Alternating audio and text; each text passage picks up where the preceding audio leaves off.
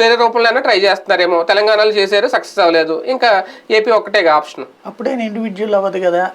అన్న మీద ఆధారపడటం ఇండివిజువల్ ఎట్ అవుతుంది?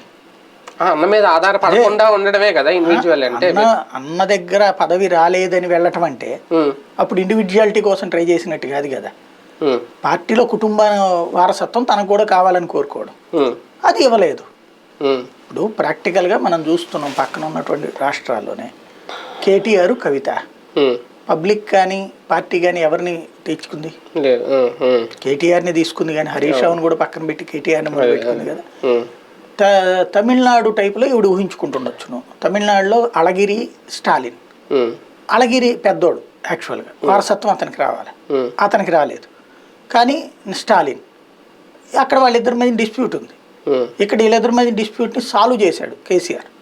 ఎట్లాగా? కేటీఆర్, కవిత, హరీష్ రావులో ఫైనల్గా తన వారసుడిగా కేటీఆర్ అని నేను తేల్చి చెప్తా, మిగతా ఇద్దరు సరెండర్ అవ్వాలి. అంటే ఇక్కడ చిన్న డౌట్ ఏంటంటే నాకు, మామూలుగా మీరు అన్నట్టు తమిళనాడులో అంటే స్టాలిన్ కొడుకు కూడా రాజకీయాల్లో ఉన్నారు కాబట్టి అక్కడ ఏ డిస్ట్రిబ్యూట్స్ లేవు. ఇక్కడ కూడా కేటీఆర్, కవిత కూడా కేసీఆర్ యాక్సెప్ట్ చేశారు కాబట్టి వాళ్ళు పదవులు అనిపిస్తున్నారు కాబట్టి అక్కడ కూడా ఏం లేదు.